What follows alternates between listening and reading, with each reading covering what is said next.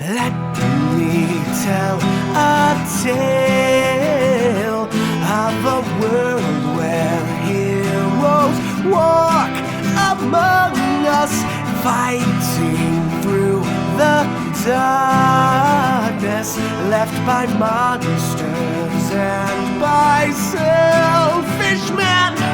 A tale of glory rent asunder, sacrifice and battles lost. Our heroes know not what awaits them, and still they carry on.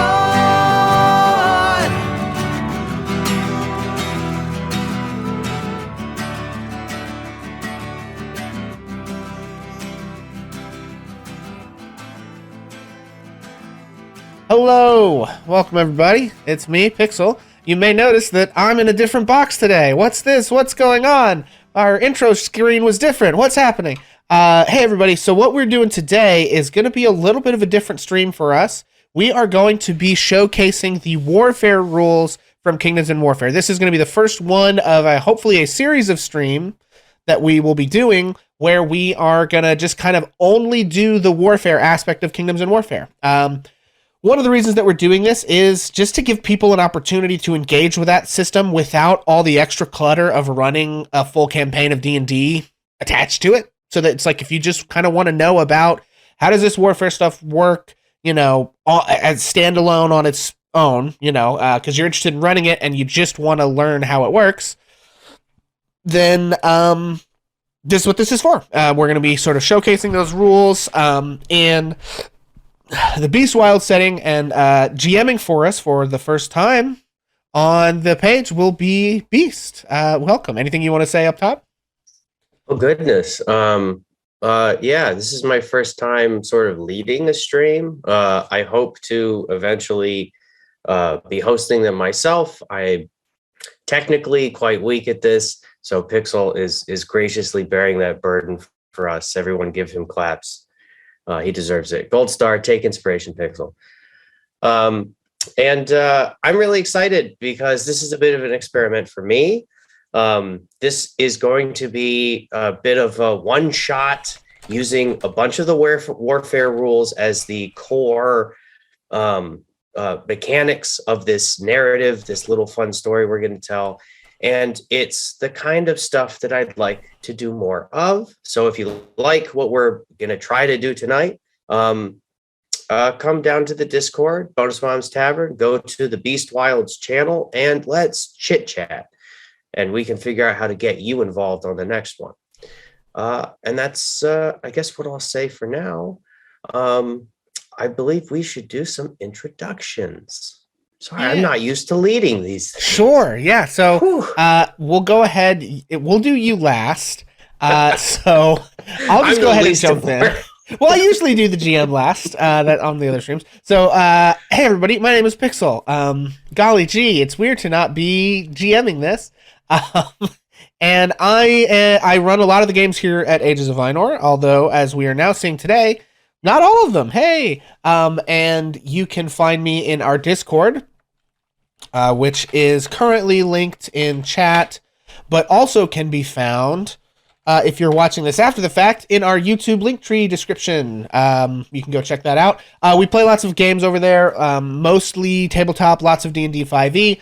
We have GMs who are graciously volunteering plenty of time to run lots of different games, and we are always on the lookout for more players and more GMs over there. I think we're at a point right now where we really need some more GMs. We had a point where we had like kind of too many and there weren't enough to get all their games full. Now it's sort of swung back the other direction and we have more people who are wanting to play, and then we have GMs running stuff. It's a constant work to balance it. So, but if you're hearing this and you like what you see on the stream and you're interested in what we do, go check us out.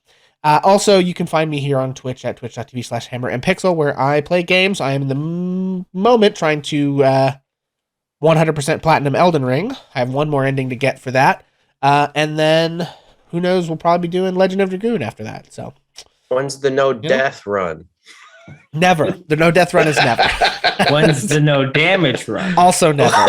Also never. Okay, bonus bomb. Hi, Hi, I am Bonus Mom, and you can find me on TikTok Mondays through this week, Saturdays, about 9:30 in the morning. I come in, hang out, run my mouth, and invite everybody to come in and join me. I hang out in Bonus Mom's Tavern on Discord, and I'm here a lot on Ages of Ainor. They don't seem to be able to run a game without me, but they will. They will. They'll get to it eventually. But if you're the person who always shows up, you just nearly always have a seat at the table. And tonight I'm visiting my Daisy May character in the Beast Wild, and I just cannot wait to see what's going to happen next. I forgot. So ride along with me. It's going to be a rocky night. I forgot to tell everybody that tonight the commander of my unit is going to be one Britches McDougan. He's a crick elf and a druid, and he's just out here trying to make it work. Jacob. Hi, folks. I'm Jacob. I was gone for a long time, but now I'm back. From outer space. Good to be here. That's my here. And are you playing yourself tonight, Jacob? And I am playing me, Jacob from Ages of Ainor sometimes. No. I'm playing Short Pants McTrippy Dippy, also a crick elf. Excellent. And then before we jump into you, Beast, I do want to let everyone know I have turned off the channel points for inspiration and hit dice tonight, because I don't know that those mechanics are super compatible with the warfare stuff. So just save your points, save them up, as you're watching tonight and lurking and whatever. You're just going to rack up some points, and that's fine. We should have that back on next session. If I forget to turn it back on, just yell at me next time we do an actual RP session, because I probably will forget, and it's very easy to turn back on. Yeah, we yell at you even if you do turn them on, just because we like to yell at you. No, anyone who yells at me if I did remember to turn them on will be banned immediately, even if they're on the screen. Ooh. No, there will be no survivors. Do not believe it. Do not believe it, people. No. So anyway, last but certainly not least, is our resident tactical games expert, Beast. Hey there, I didn't see you. I'm Beast. I really like turn-based tactical stuff. I'm obsessed with it. And when I got my hands on these rules, I tore through them. I have completely written like multiple things, rewritten rules that I didn't like, that I thought were up to my standards. I'm insane. Welcome to Ages of Ainor.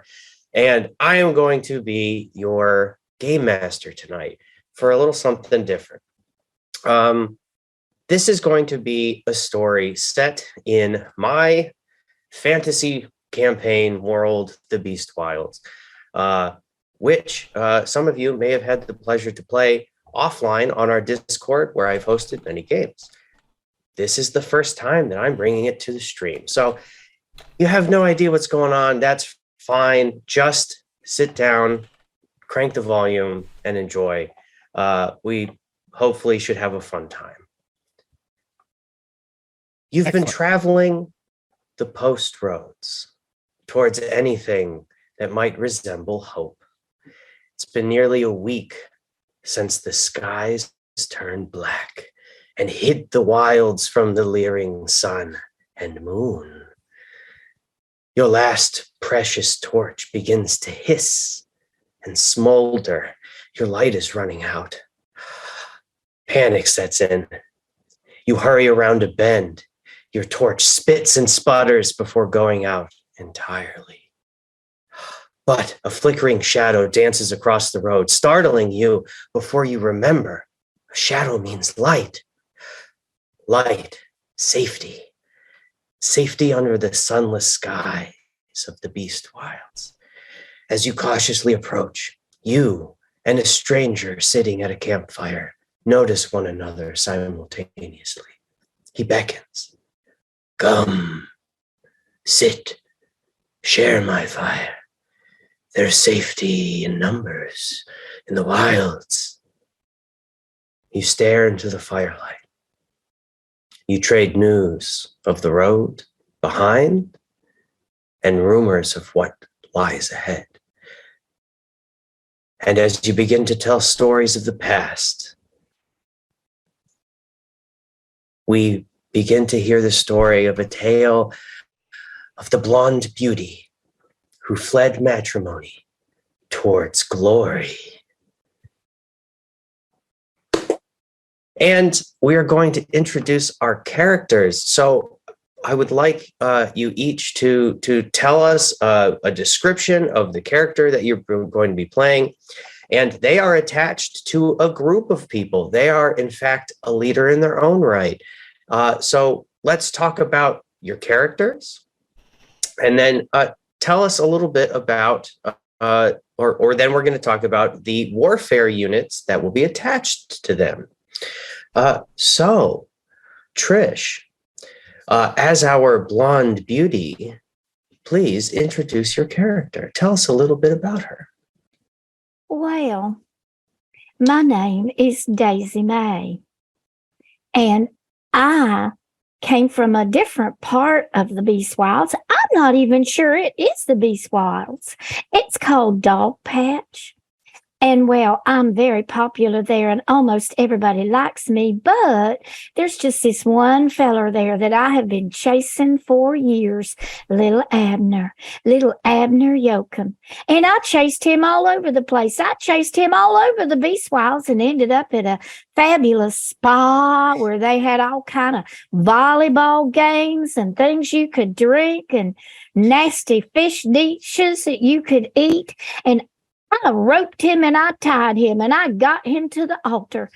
And then, I looked at that little fella and he's only about 3 feet tall because he's a halfling. And although he was mighty and gorgeous and his black hair shined so brightly in the sun, it almost had blue highlights to it. I just couldn't see me giving up my ways to be with him forever and only true unto him. And so I figured I had to go out into the Beast Wilds and I had to become an Amazon woman. Yes, I did. And so now I am. Yes, sirree, Bob. And I have my own unit of cavalry. Yes, I do. And we ride around all over the place. And you can't catch us because we're on greased pigs. And don't ask me how we stay on our greased pigs, except, and of course, it has to do with our mighty strong thighs. Wonderful. We have just met Daisy May and her unit of cavalry, which we are using some tokens from the game as a shorthand. The Old Guard will be representing Daisy May's cavalry, but I think a more appropriate name would be the Gold Guard. Ooh. And now, Jacob, if you'd please introduce your character. Yeah, we see wearing a big mushroom hat, fully biodegradable, environmentally friendly. That's that vegan leather. Yeah. Carrying a old dirty glass bottle with some mysterious, maybe water from a certain place, liquid, is Short Pants McTrippy Triple Dipper, but he goes by Trippy Dippy or Trip Dip. He is ancient even by Crick Elf standards. He is, his hair was once that classic tangled mess of Crick Elf, blonde or dark, and is now fully sheet white. His skin has kind of a greenish hue that may just be from all the time he spent splashing around in swamp muck. Trip Tip had a short tenure as the peepaw of the crick before quitting because he thought it was too much work and he's more of a chill out kind of Margaritaville kind of guy. So he's earned his retirement. Yeah. He also wasn't very good at it. So he left. So mostly by his own accord. Yeah. Mostly leaving by his own accord. And he has found himself placed in a position of leadership, probably because of his age, of a unit of mercenary Crick Elf archers. Wonderful. And the archers will be represented by Orin's Rangers, who normally you would recognize from Region Bedegar. They will be Trippy Dip's Rangers for tonight's story. Now, Pixel, if you would please introduce your character for us. Oh, hi there, folks. Didn't see you come on down into the holler. My name's Britches McDougan. If one was to take a look at Britches McDougan, one would see a young and vibrant Crick Elf with shining red hair, although not much of his red hair peeks out from underneath of the severed wolf head that he's done hollowed out and skinned and sat atop his own head. But you can see his eyebrows is kind of red. As all of them Crick Druids have, or the Cruids as you might call them, he has bright turquoise eyes that allow him to commune with the sacred frogs. Mostly they done lick the frogs, and it gives them hallucinations that tell them about, futures and visions and whatnot. He, of course, has his Druid staff with bright blue crickberries at the sort of a talisman of bright blue crickberries at the end, and just sort of a hastily cobbled together wooden board shield, and sort of a feather shoulder pads, and he doesn't really wear a shirt, just sort of like leather straps across his chest. He's a thin feller, but muscular enough. But you might be a little confused to notice, if you're not too familiar with Crick fashion, that despite his rugged, sort of looking shoulder pads and wolf hat, that he's just wearing a nice pair of slacks. They're khaki. They might be a little stained. Things out here in the creek are, well, it's quite dirty out there, but they do take great pains to keep them britches clean.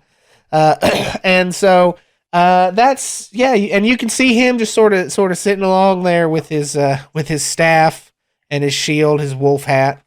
And he's had many adventures, and of course, in his many adventures, there have been numerous threats to the crick. Of course, not the least of which is them gall dang Jaffroon always coming up in here trying to be inhospitable. And so, as a matter of fact, he has put together a little band of, feller cricks who's interested in, kind of keeping things rolling and crick-like and hospitable. And they done formed up into what you might call a unit. And that unit of Crick infantry under the command of Britches will be represented by the Hiskers band. But it really does feel like it should be something snappier, like the pleated pants. And I should also mention that Britches is a Nick elf or a Knickerbocker. These are the nocturnal version of the Crick elves. So that is he is not a day elf or a dick elf, as they call them at the Crick, for day cricks, of course. He is he's a Knickerbocker. Them Knickerbockers and them dick elves don't get along none. That's why they sleep at different times. But they all got to come together at dinner because it's only hospitable. All right, it's the only way to be hospitable. We only got one thing of jambalaya. It's true. Now, for those of you who are just visiting the Beast Wilds for the first time, you might be confused. You might be panicking a little bit. Do you feel your heart rate increasing? That's normal. We have fun here. So what we're going to do is tell the story of Daisy May, of Trippy Dip, and Britches as they lead this merry band of Crick Elf resistance out into the Badlands and across Hill and Dale towards a fight that they've been picking because, well, sometimes you just got to fight. So we're going to see our merry band as they come to the crick this massive shifting marshland, which is inhabited only by the Crick elves themselves. As they rally their forces, as they pull together, and as they march out into the Crick to defend their homeland, we're going to see how they do, because they might not make this trip unscathed. Taking only enough supplies to make the trip there, and knowing that they'll have to take what supplies they can off of their fallen foes to make the return trip. We're traveling lean, folks. Our group begins their march towards the enemy. Supplies are thin, but they should be just enough to get you into enemy territory. If your campaign is successful, you'll plunder what you need and march home. Your first test is to cross the mighty river that borders the Crick out into the Badlands to continue your march towards glory. However, unseasonable rainfalls have made the banks of this river surge dangerously. The crossing is not as easy as you had hoped. I need each of you to make a DC 8 command test for your units in order to avoid losing casualties to the rushing river. So let's do this one at a time. For the folks at home who are seeing these warfare rules for the first time, you're asking yourselves what the heck is going on. So let's start with the Hiskers Band. Britches, as you lead your Crick infantry up to the banks of the river, they lock hands and you command them forward. Please roll 2 d20s. And you are going to add your unit's command to that, which is +2. Okay, so we're doing which group first? I'm sorry. Hiskers Band, So which is me. Yes. Okay, so I'm rolling a command test and I'm rolling 2d20. Right. I've got an 18 and a 7. And I'm rolling All right. 2d20 for what reason now? Oh, I said 2d20. I meant roll with advantage just because. Okay. And that I'll explain that. It'll become apparent when we get into a warfare fight, an actual battle. A lot of the tests that the units do are sort of like D&D combat, but a little different, and that which there's usually multiple tests before you find out what happens. So we roll with advantage so that we can use both numbers. It saves a little bit of time. It does. But it looks like that is an 18. My command is a +2, so that's a dirty 20. Dirty 20. Yeah, tell us, how do they cross the river unscathed? Right. So this is a group of Crick elves. They're quite used to traveling through the Crick, which is of course just one big marsh. So they very rapidly sort of cut down some nearby sort of foliage and weave it into a big raft. And they take some big leaves and sort of like wave it on the back, and their powerful Crick chests pumping and their arms sort of flapping back and forth to create just enough wind to sort of sail their little raft fully across this ford. There's one guy in the raft that's just hanging onto the back going. Right. Wonderful.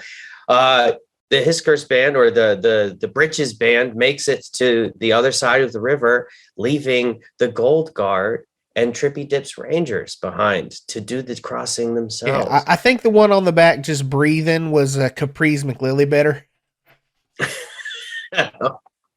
we have like what, 60 or 70 Crick elf names that we came There's a bunch of them. We even like came up with like family trees and things. Right. I think So all of the Knickerbocker, all the Nick elves, their last names start with Mac, and all the Dick elves, the Day Cricks, their last name starts with O. Right. So that's one way to tell. If somebody's got Mac something or other, that's a Nick elf. Somebody's got O something or other, that's a Dick elf. Hence Britches Mac Dugan. Indeed. So, The crit lore runs deep, y'all. Daisy May, it's time for you to command them grease pigs to fly or swim. All right. And that's 2d20s for me too. You just roll a normal Well, d20. I Oof. rolled a 2 and a 13. My goodness. And what So are you we're also gonna get take a the plus first to one. that, don't you? Mm-hmm. I get a 3 to it, so that turns the 2 into a 5 and a 13 into a 16. You needed to pass a DC 8. Unfortunately, a 5 will not suffice. And some of them grease pigs, they go rolling down the river. Well, luckily for those pigs, actually, pigs are excellent swimmers, and that is statistically proven. And you can Google it and find out whatever the hell that is. And actually, us women, it's the same thing. Women float more than men do, and that's also statistically proven. I went to elementary school back in Dogpatch, so I know these things. And so, actually, very few of my pigs, well, they didn't make it across with me, but they did make it across on down the river a little bit, and they'll be looking for us later. They will if they can catch up before the river washes them too far away. But unfortunately for now, the Gold Guard takes 1 casualty. Oh, darn. So it's time to talk a little bit about how warfare units work and how their hit points kind of figure. So this is a group of soldiers, right? In a warfare scenario, you have a unit, and that is what Daisy May is commanding, a unit of cavalry, pig, blonde bombshell cavalry. And if you're looking at the screen, it's probably pretty tiny, but on the old guard's little token card in the top right, there's a number 6 inside of a hex. That is the unit's size. It's an abstraction of how many people are in this unit, this fighting unit. Suffering 1 casualty will reduce that unit's size down to 5, meaning that they've lost some fighting folk. Okay, and I'm trying to change that, but I don't seem to be able to. Where did I don't have permission to edit the token either. I already changed it. I only have the Hiskers band. You changed it on? You mean up in the corner where it says size? No, you can't change no. that. That's on the card forever. It's the health bar. So if you click on the token, it should have a little green bar above it. Oh, okay. Yeah, and I guess I should make it so that everybody can see. Yeah, all of these. I can't see my green bar. I'm working on it. Okay. All right. Well, while that's happening, in case y'all didn't know, Roll20 is not precisely configured to actually know anything about the warfare rules. We're jailbreaking this is. Yeah, it is configured to know things about D&D 5th edition or other role-playing game systems you might use on the platform. But there's no way that it knows how warfare works because they ain't done programmed it that way. So I got to do some hacking sometimes, make it work. But that should do it there. Great. And so now you'll notice that the green bar above the old guard is ticked down a little bit. There's a little gray in there. That is a single casualty. We honor the fallen. Trippy Dip, it's your turn to shuffle them folks across the river. I need you to make a DC 8 command test. DC 8. Let's see if I still got that peepaw energy in me. Also, I realized that when we were doing Siege of Castle Rend, I also made a character named McTrippy. You did, yeah. It was for like a one-off joke, and that I guess has spiraled and snowballed into an actual character. Yes. Oh no, he is now the last remaining McTrippy Dippy is just side lore in the region of Bedegar is, I believe, like the body man. He's like the right hand guard of Edmund bodyguard. Yeah, he's Edmund's bodyguard. Basically, they're like childhood friends turned. Yeah, it's basically his squire. Yeah. Well, the his McTrippy Dip's bodyguard, so. bloodline is strong enough to travel across dimensions. Oh, and because of he's an Asimar now. He's been blessed by He's ascended because to all of heaven. his family ascended directly to heaven, and so he's been blessed as an Asimar. Sorry, that's a fully random side bit. Come for the lore, stay for the puns. Yeah. We I haven't got made a any 5 puns and yet, a so you nat have 20. to stay. A 5. What do you add to that 5? My Plus command 2. is 2. Ooh. Were we not rolling with advantage?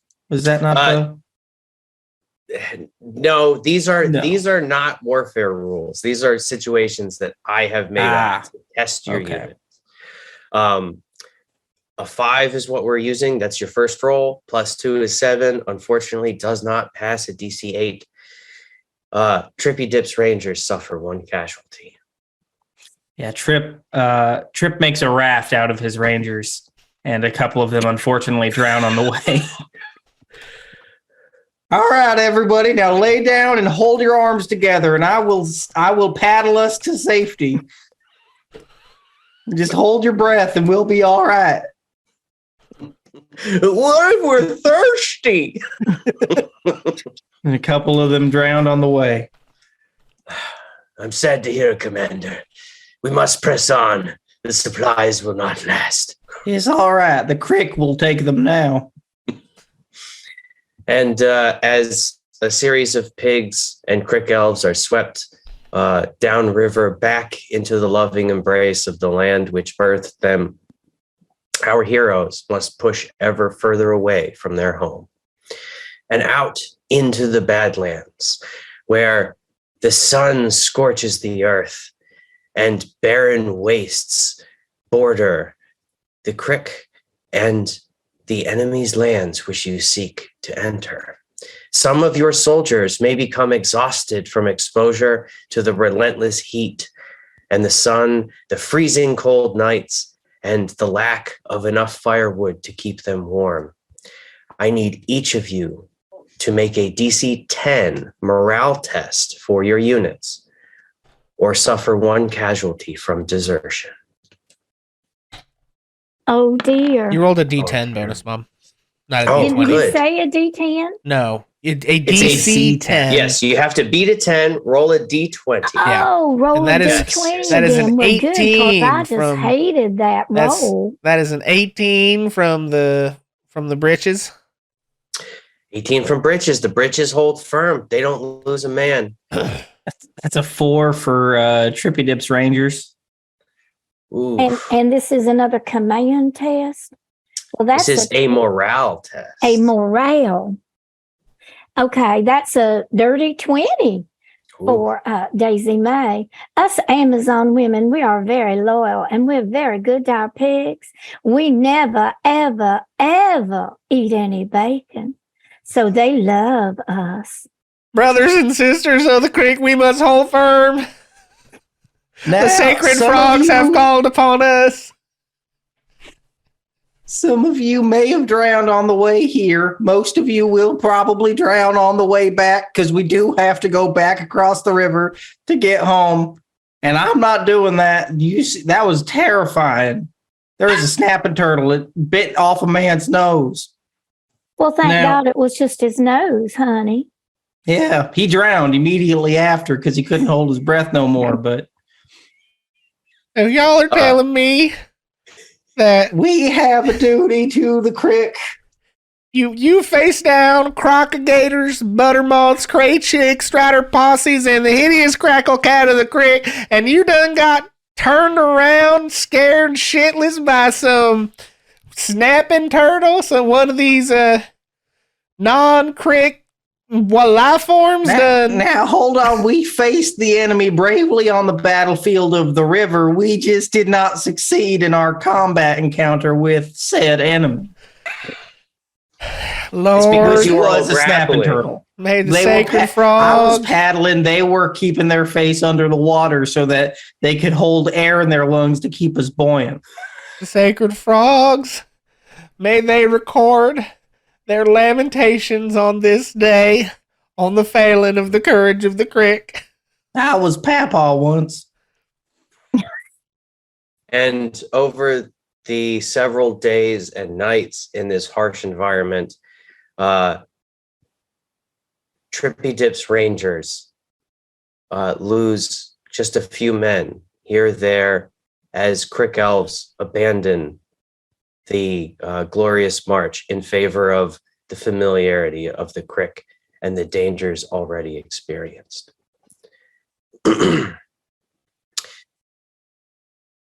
On one night, as you've reached the edge of the Badlands, a dense fog rolls in, and you set up camp, seemingly believing that the fog would obscure you from anything that could possibly search you out.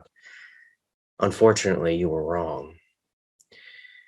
Arrows fly out from bushes and trees through tall grasses as they seek to strike your soldiers. In the dense fog, some of them may not strike true, but some of them may. We are going to have our first combat, our first actual battle. This is going to be an ambush, and we are going to be using a specific scenario rule, which is a weather condition, which is fog. Fog will give all artillery units disadvantage. So let's talk a little bit about the different types of units. We only have 3 kinds of units: infantry, artillery, and cavalry. Infantry are just a bunch of folk with something pointy or something heavy that they get really close to someone and they hit them with. Classic. All right, that's your sword and shield. That's your big guys with axes, the spears, all that good stuff. Now we have our cavalry. Self-explanatory. It's folks on something that runs around, usually has 4 legs. It could be a horse. It could be a greased pig. It could be a scaly giraffe with a mermaid tail. Doesn't matter. As long as it runs around on the ground and it is enforced by gravity, it's cavalry. And then we have artillery, which is a funny way to say folks with anything that shoots at another thing. So bow and arrow, crossbow, javelins, slings and stones, anything that you can kind of lob at someone from a distance while staying relatively safe but doing damage to them, that's an artillery unit.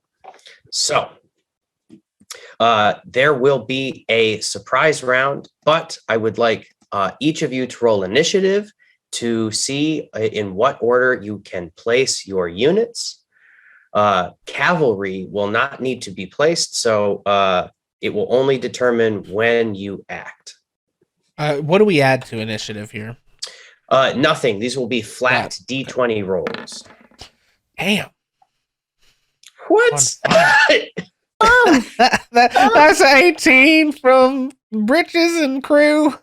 Oof. That's the old Trippy Dip classic 18. Well, Daisy May, because I'm number 1 in everybody's hearts, I rolled a 1. So we're going to have, I guess I need to roll initiative for the enemy to see how they're placed. Gosh, I hope I get to go before they do. So I'm just going to roll 4 of these. So starting from the top, the archers are going to be 14. Gosh, how do I you can just do it like clockwise is probably the easiest. Okay. The other archers are going to be 4. Well, it basically doesn't, because we've got 18s and she's got a 1. So everyone else goes just in the middle of us, right? After either whoever goes first between the Hiskers and the Old Guard. Oh, it already did it. Or between the Hiskers and, it's not the Old Guard, it's Orange Rangers, right? Whoever goes in the middle of those. So There we go. in a battle, you place units in reverse initiative order. This is to kind of show you that the people with the highest initiative, the unit with sort of the most get up and go, goes last, but because they actually can sort of see where everyone else is going to be and move at the last minute. So the lowest initiative, which is the gold card, gets to go first. They are cavalry. They are not represented on this battlefield.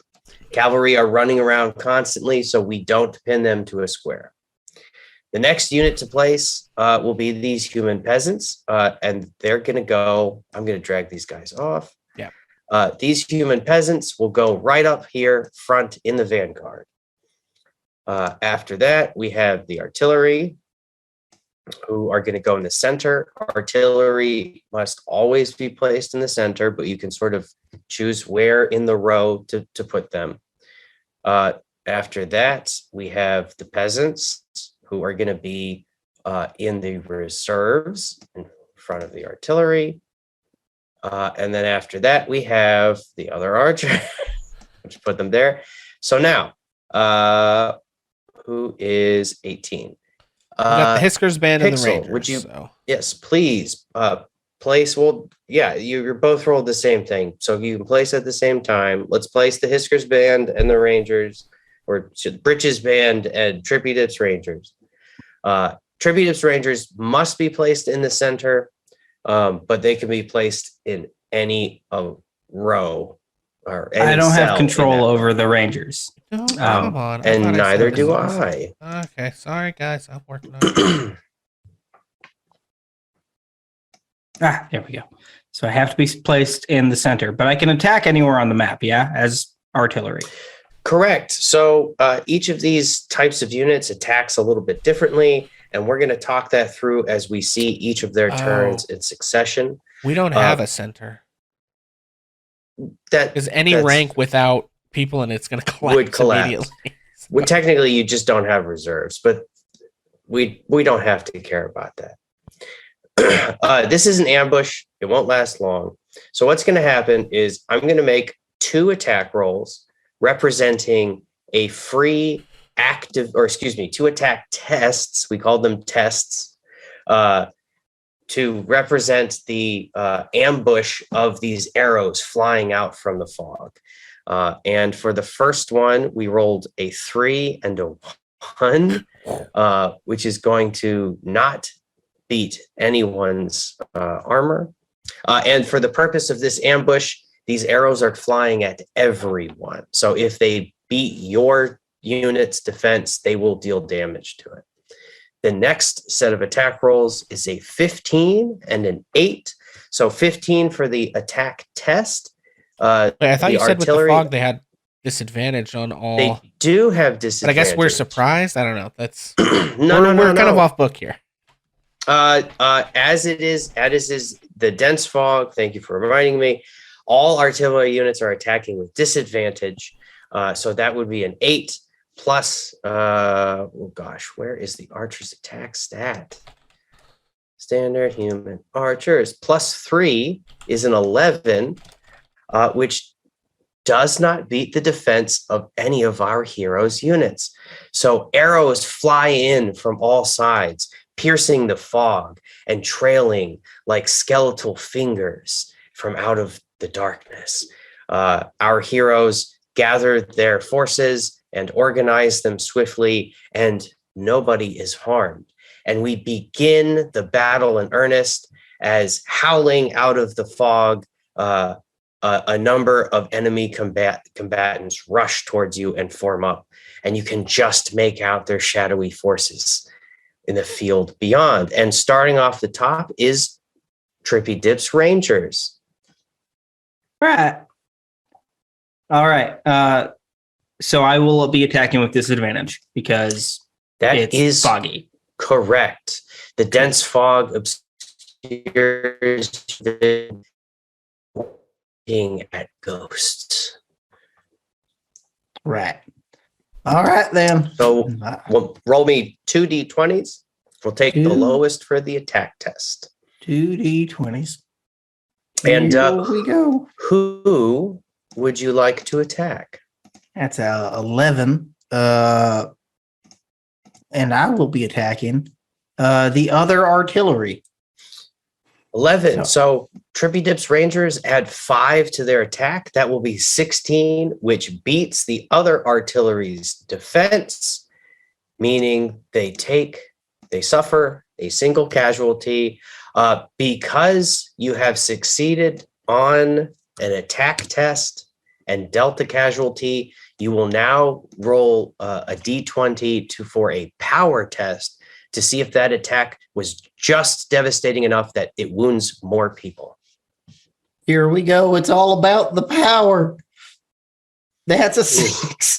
Plus 2, which is 8, which meets the toughness of the opposing artillery unit. That attack, so what kind of weaponry do Trippy Dip's Rangers employ? Trippy Dip's Rangers have a long historic symbiotic relationship with the Crick, as all Crick elves do. And the bows that they have are this kind of like semi-rotted driftwood almost. It's kind of like washed up in the bog. But the strings are semi-magical with Crick snail slime holding them together. And they fire their dirty, nasty, like mud and filth covered arrows onto the crowd to cause as much infection and damage as possible. And well, old Trippy Dip might not be that great of a leader or that great of an administrator or that great of a public speaker or that great of a scholar or that great of a cook or that great of a father figure or mentor. Almost feels like it'd be easier to say what he is good at. He is a damn good archer. And he lets fly with those arrows along with the rest of his rangers. He only picks the best. And boy, they don't miss. You hear the whistle of the arrow and the thunk, and you hear "Oh, gross!" as cries echo out in the foggy night. However, Trippy Dip's Rangers get 2 attacks per activation, so you may make another attack test. And we call when a unit, a combatant unit, makes their turn, we call that an activation in this set of rules. All right. Second volley. Fire. It's a 4. That's a 4 plus 5. 5? Oh, it's only 9. Doesn't which hit. Is 9. You needed a 10. A little overconfident, maybe just a little too fast. Maybe that snail slime just was a little too sticky on the bow fingers on the release. Archers, replenish your snail slime. We all pull snails out of bags and just start rubbing them up and down the strings. And with that, you hear both a sigh of relief as muddy arrows thunk into the ground around the enemy, but also the terror that they know is waiting for them in the fog beyond. And with that, we go to the Britches Band. All right, brothers and sisters of the Crick, for the sacred frog. Okay, so the brothers and sisters of the Crick have done this once before as veterans of a single battle.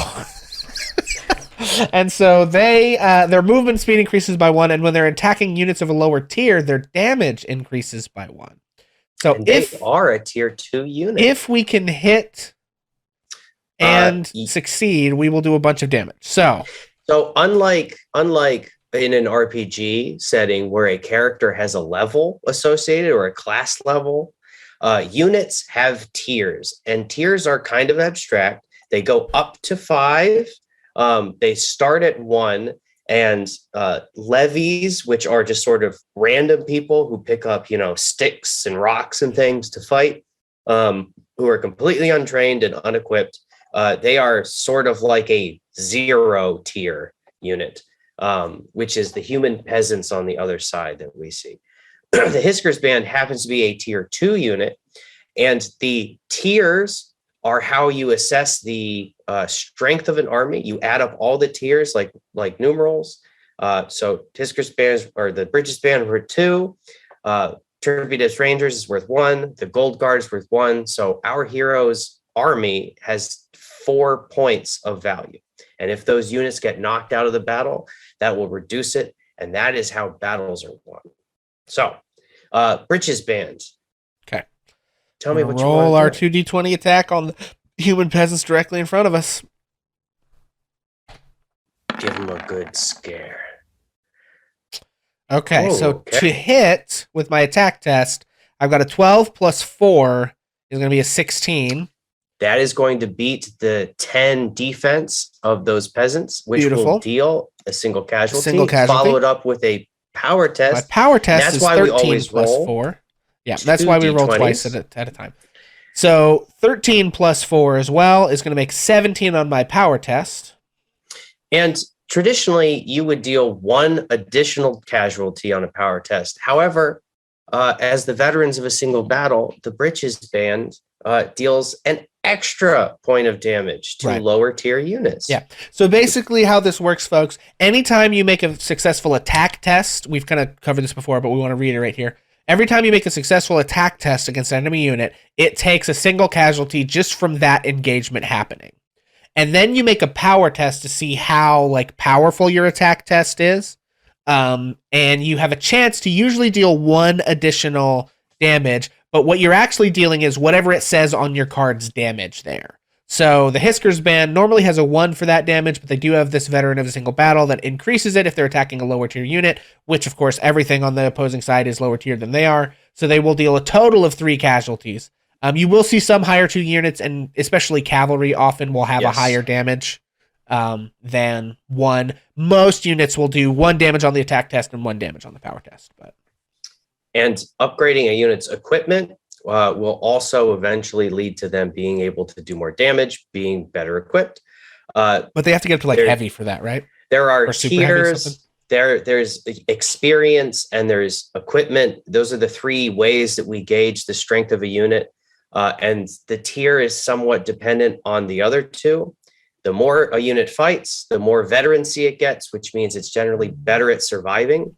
And the better its equipment, the better it is at resisting damage and dealing it out. Makes sense. Great. So we have a very, very powerful attack coming in from Bridges Band, which has dealt 3 damage. This has caused this unit of human peasants to be reduced to half of their size. When that happens for any unit, they get terrified. They've lost half their people. What are we going to do about it? Are we going to stand and fight, or are we going to turn tail? We got to make a DC 13 morale test to see if some of these folks leave. And they become what the rules call diminished once they've hit half. And I rolled a 4, and we add a -1 to that because these are just normal farm folk people. These are not soldiers. So that's or a total the frogs. 3. They fail, and more of them turn tail and flee back into the fog from whence they came, reducing this unit down to 2. A devastating round from the Bridges Band. And I think as this intense attack goes off, dealing so much damage, once they've made their successful attack, all of these crick elves reach into their pouches and pull out a squirrog, a flying squirrel frog, and they squeeze it and it croaks in victory. The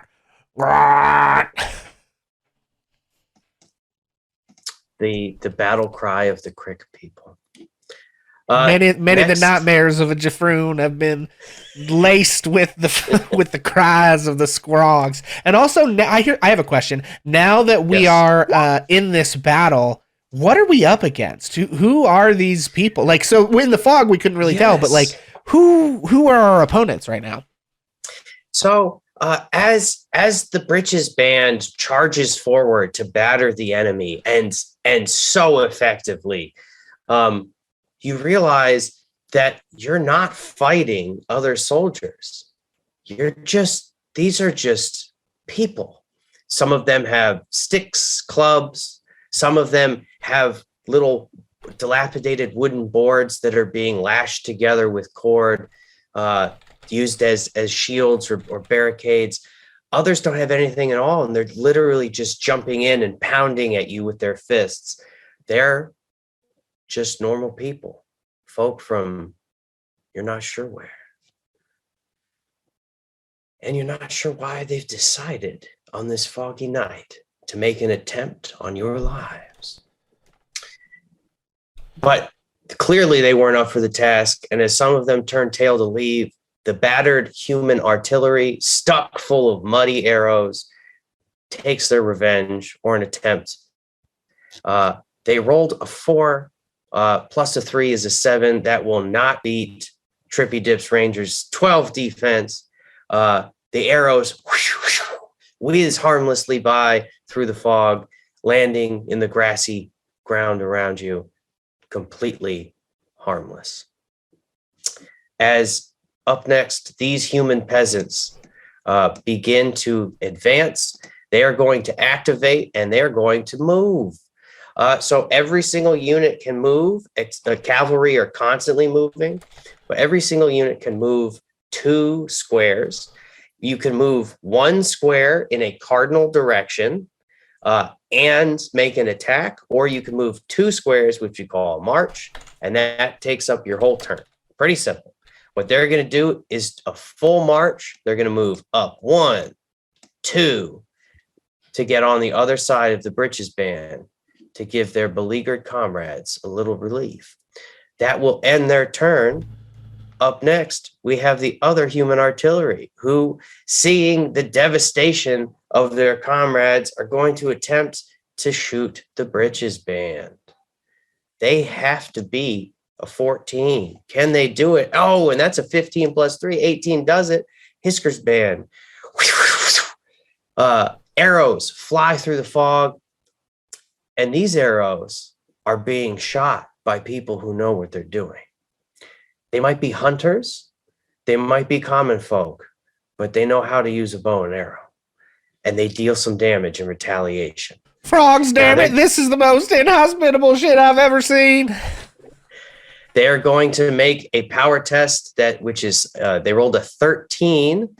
They add 2 to that for 15, which is going to beat the 14 toughness, dealing an additional damage.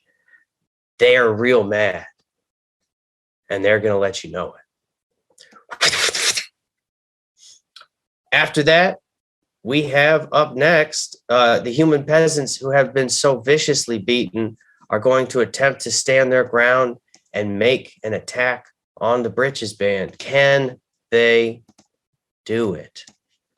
That's a 14 to hit, which does it. That meets it. Hisker's band the breeches band is now diminished. Pixel, I'm gonna need Britches to give us a DC 13 morale test to try and hold his folks together. Okay, and I am technically I don't have adaptable, so this is just gonna be a flat roll. Ooh, that's only a 2. That doesn't do it. Ooh. Unfortunately, I also take an additional casualty. There's fear all around.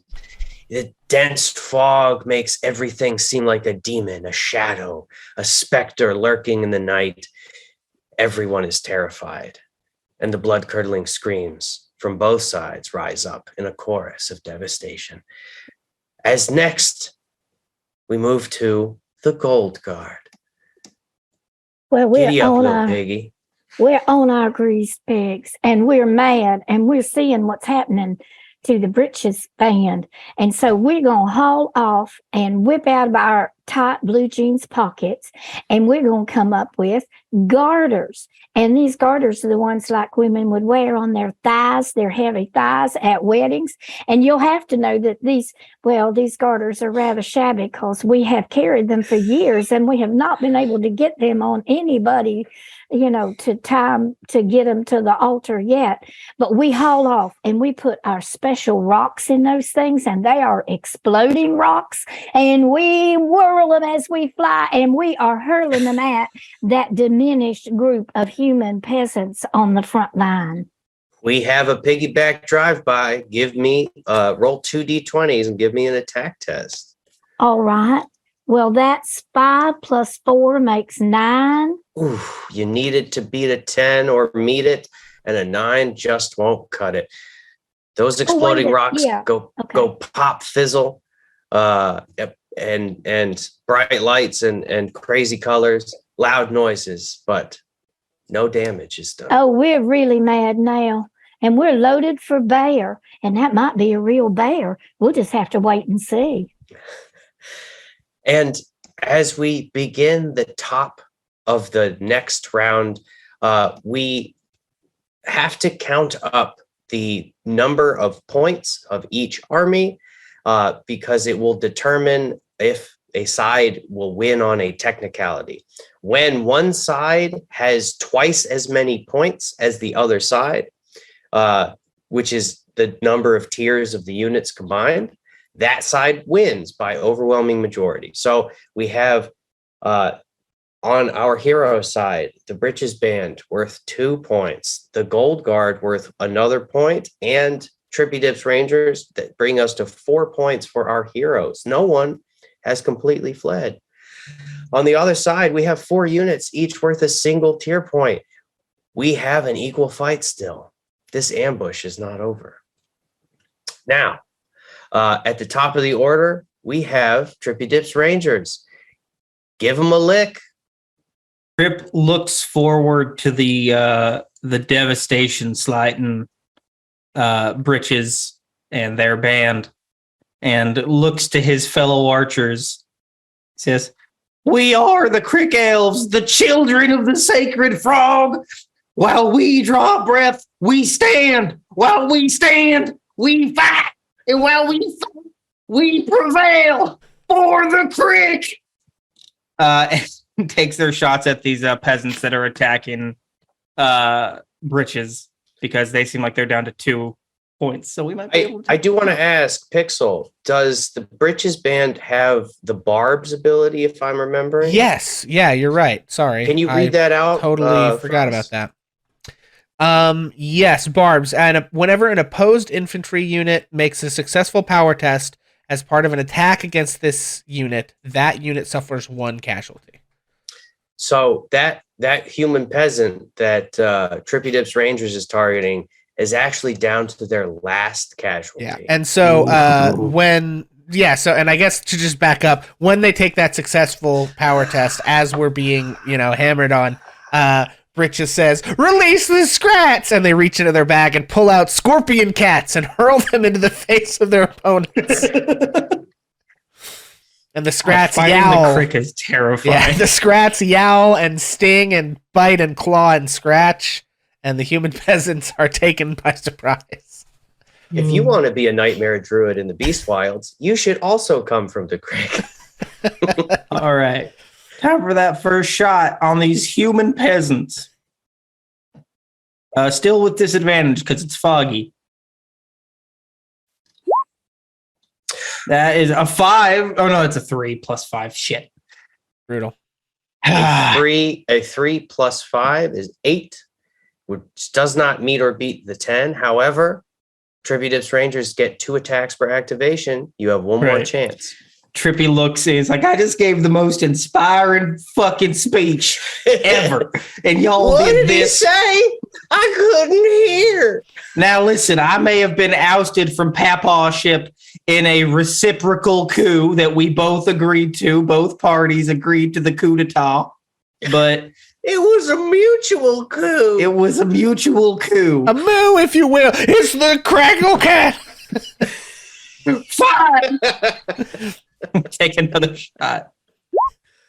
That's an 8 plus 5. That hits. That is there a 13. She goes. That beats a 10. Thunk, thunk, thunk, thunk, thunk. Heavy, mud-smeared arrows thunk into human flesh. The screams echoing like the howls of banshees in the foggy air as the shadows crumple and reduce. and you are left with silence. The The human secret is peasants, crick elves don't lack inspiring speeches. these human peasants are now broken. So this is a condition, we'll say, when a unit is reduced to 0 casualties. And a casualty doesn't mean a death. It just means that someone's been hurt hard enough that they can't really fight back anymore. And so they're no longer contributing to the strength of their fellows. So we're down to 0. Some of these folks are running away. Some of them may only be wounded, but they're not in fighting shape. Next turn, they may have a chance to rally. After that, we go to the Britches Band, who may have one last chance at revenge. Yeah, I guess we're going to attack these other human peasants next to us. Give me the business. 2 d20s. Okay, so on my attack test, that is going to be a 16. That'll do it. But my power test is not 1 damage. Power test is only a 1 plus that one. However, does not beat a 12. Unfortunately, the attack is light. You crack some skulls. You bash some heads in. You break a nose or two. But all in all, most of them get back up and keep fighting. The the Britches Band can choose to move if it would like, if you feel like that is strategic. I mean, it's basically not. There's nowhere I can go that, they'll be able to do a maneuver to try and follow up if I move. Right. And there's not like I need to block anybody from getting to the Rangers because, that there's no more infantry to be dealt with. So up next, we have the wounded human archers on the other side. They are going to attempt a retreat maneuver. There are a number of maneuvers in these warfare rules: follow up, withdraw, retreat, set for charge, rally. They all have different conditions that you will trigger them or allow you to do them. Some of them are reactions, etc. We are doing a retreat maneuver, which means that I'm going to make a DC-8 command test for this unit. If I succeed, it will be removed from the battle. It is attempting to run away. If I fail, it's still going to get away, but it will suffer 1 casualty in the flight as it takes pot shots, presumably as it is attempting to run away. So here we go. D20. That's a 15. They're going to succeed. So they stick together. They retreat back into the fog before another arrow can pierce them. They not have disadvantage too? This is not for retreat. This is a morale test, and they won't have disadvantage. After them, we have the human peasants who are also going to attempt to retreat, but they have a -1 to their check. Let's see if they can do it, folks. That's a 6. -1 is 5. They're going to get away, but they're going to take a beating as they attempt to run away from the Britches Band. And they flee out into the fog, howling in pain, clutching their wounds, and dragging their fellows. And last, the human archers, who have suffered no casualties. That's a 13 + 1. They're going to stick together, and just as they came, they will slip away unnoticed. You've survived the ambush, and you've survived the night. The enemy have chosen to flee, having broken one of their number. This will have lasting impact. When next you meet your enemy, they will have suffered the blows that you dealt them. However, the damage has been done to you as well, as your troops, beleaguered, battered, and bullied, have to continue to press on towards glory. So, you're almost to your destination, the field of battle where you have agreed to fight your enemies. Your rations are perilously low. Pests and wild animals, the harsh weather, and delays to your trip have all contributed to a razor-thin supply, ever dwindling. Your troops are hungry, and it's time to feed them. You do have plenty of feed for the cavalry. You brought a lot of pig chow. So you have a few options. Even though you don't have rations for your soldiers, you got a lot of pig chow, and you got a lot of pigs. So I'm going to give you 3 choices, and you'll have to figure it out amongst yourselves what you want to do, and we can only do one of them. The first choice you have before you is to distribute the pig feed and to tell people, this is what you get, eat it and be happy, or have nothing at all.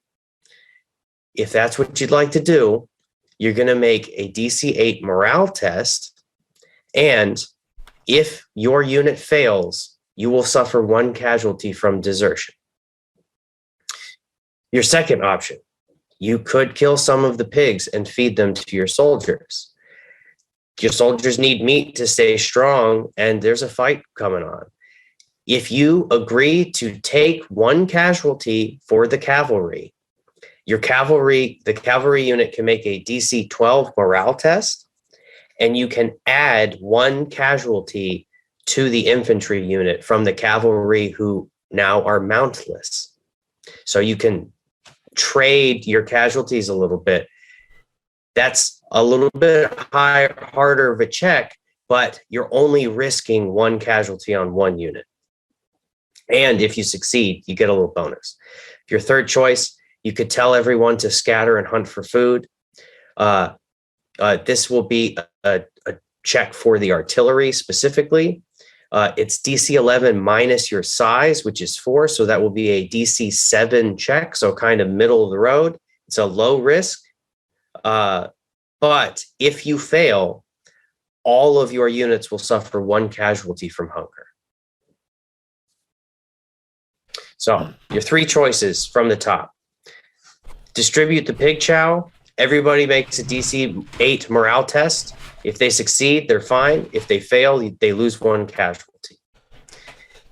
Slaughter some of the pigs. Have your cavalry make a tough morale test.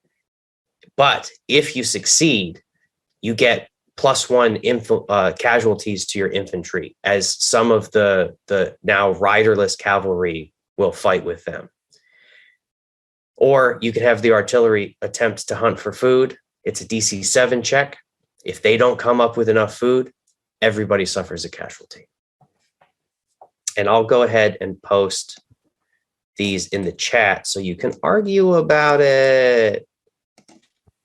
Bam.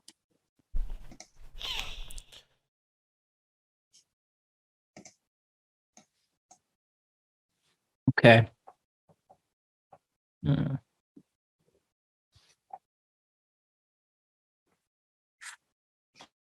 Do we trust my archers and also me?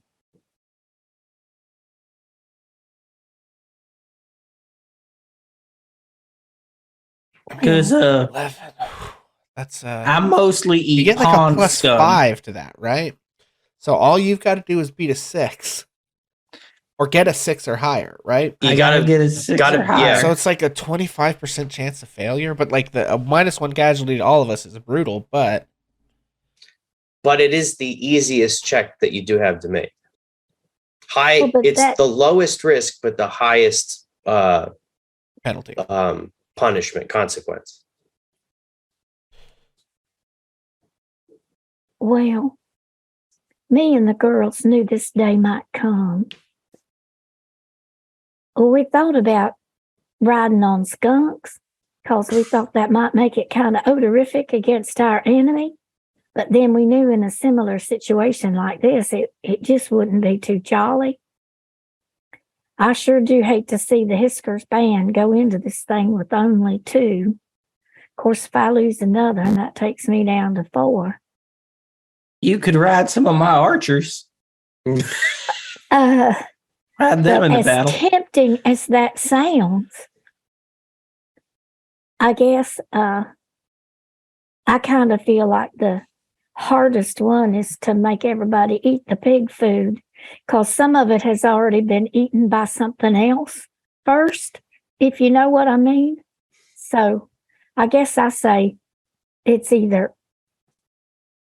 we kiss little Spunky over here goodbye, or you do the foraging. And I'll just leave that up to you. But if you don't mind, we're going to walk the other pig over here to the trees so they don't see what might happen. I don't want to hurt Spunky. Spunky was the best man at my 4th wedding. Well, but your 4th wedding didn't last but one half of one night. Right. Yeah, it was immediately during the reception, we decided it wasn't for us. It just didn't really work out. I heard, but okay. Right. No, it was definitely during the reception and not afterwards, after we had left the reception to be alone. It's that dang fin-skin old culottes. And her feminine wiles. Her wily ways. She's the main reason that there was that coup against me. That was totally. Well, I think she saw that coming, and she was always looking for someone with a powerful position. Yep. We had the reception, and I told her that I had no idea what I was doing. And then she organized that revolt. Anywho, that is such a bad time to tell a bride that. I just have to tell you, in the middle of the reception is no time to say you don't know what you're doing. It was. I clicked on the wine glass and everything. You don't even have to tell her because she's going to figure that out for herself. It is canon that every single wedding in the Beast Wilds goes terribly wrong. It is absolute canon. And I think every single one of you can say that from personal experience. Pretty much, yeah. Well, then I guess you better get out there and forage and do us a good job, okay? All right. You can depend on me. Come here, Spunky. I got a little food for you, honey. Please. Do I still have disadvantage here? No. So this is going to be an attack test. You're just going to roll 1d20 and add the ranger's attack, which is +5. It's a DC 11 minus the size of your unit to represent the number of folks you have searching for food at once. So you have 4 out of 6. So it's going to be 11 minus 4, DC 7. Oh, I just got to get a 2 or higher. Oh, I have a 90% chance of doing this. I'm not hopeful for it though, because whenever I get hopeful, God Fingers smites crossed. me. It's just 1d20. It could go any way. So here we go. That's a 6. That's a 6 +5 is 11. Even if you had no guys, which how would you be looking for food? You would have made it. Great job. What kind of small game or birds or something? What are tree you bark. feeding? Tree bark. You were hunting for tree bark. We were hunting trees. Wow, they's widely. I'll tell you. We hunt the tree bark, we shoot it, and then suddenly squirrels come out. We get them. Oh, I see. So squirrels are a byproduct of. They're like a bonus. They're like a little treat that we get. The main course is tree bark and sap. Is it? I imagine it kind of has the same consistency as like one of those like Nature Valley, like super crumbly granola bar. I did step into a hole, and my toes, I managed to grab a whole bunch of crawfish. So we just grab them with my toes, and so we got that for the jambalaya. Listen, be sure I you do have to wash 'em. point out that they're squirrogs and they're cray chicks. So we don't have squirrels, we have squirrel frogs. We don't have crayfish, we have crawfish chickens. I got those. I got them all with my toes. Although we are at the borders of the creek now, so I'm not entirely sure if they got weird animals out here or normal squirgs ones. Is what they are. They're more squirrel than frog. They're squirgs. Don't Google that, folks. Squirg a bad thing? It has to be. I'm not going to Google it to find out, am I? I'm willing to take this this burden. All right, if Jacob's eyes burn out of his head and his machine goes dark, we'll know what happened. Well, oh my goodness. We're gonna have a nice fucking Raiders of the Lost Ark moment here. Okay, so there are two definitions. One is not no. appropriate at all. Oh, But I the knew that was other, coming. the other is the vaguely red translucent liquid that forms in ketchup bottles after being left undisturbed for a prolonged period of time. I know okay. that liquid. I do. I know it. Yeah. Every The other time. one is No. fully No. fully inappropriate for Twitch, and Jeff Bezos will come to my house and beat me to death with the biggest rock he can find. Well, listen, if you can get Jeff Bezos to come to your house, maybe we should like lay a trap. We'll talk about it Okay, later. so here's what a score is. In Minecraft. In Minecraft, in our Minecraft server, we're laying a trap for Jeff Bezos In in our Minecraft. Minecraft server. So our jolly heroes are able to feast on jambalaya on the eve of battle, a traditional crick feast where each and every member of the community lines up in front of the jambalaya pot with their bowl, and they contribute what they have, what they've been able to collect. And we see people wiggling their toes to shake the cray chicks off of them into the pot. We see folks coming in carrying their bundle of arrows, piercing thick bricks of bark, being dunked into the pot, and it's all getting stewed down together and shared among friends. There's spoon playing and hollering and general carrying on and the stamping of feet as the crick people. And noticing an unusual odor, McTrippy looks down, and Spunky has wandered over and has laid in front of your leg his part of the pig food in sheer gratitude for the life you have spared him. I would never execute the best man at my fourth and second wedding. Both to the same person. Potentially also the fifth bride of Trippy Dip. So. And my fifth bride, who I did shortly divorce. Well, who divorced me? It was mutual. It was mutual. It was a divorce, some would say. You're one of the most mutual people I know. Everything you do is mutual. I'm very agreeable. But you don't know what you're doing. I have no idea. I don't even know what I'm doing right now. Well, I don't know how I got here. I just started following folk. Well, we're glad you're here, and Spunky in particular. I think Spunky. On the eve of battle, our weary heroes and their troops celebrating is a good time for us to take a short break. Let's take 5, get some water, use the restroom, come back with fresh eyes, and y'all do the same. Fresh eyes and fresh thighs, here we come. Hello, welcome back, everybody. Thank you for the break. Everyone is dying because of a very funny thing I said off camera that you will never get to know. And we are back. And we are going to pop back over to our map screen here and jump back in with whatever Beast has in store for our wayward band of hick elves and Hickfields and decoys. Yeah, them. So for our weary crick elves, what do we have going on? Black Moon. Black Moon gets inspiration for saying that. Black Moon, take super inspiration. You earned it.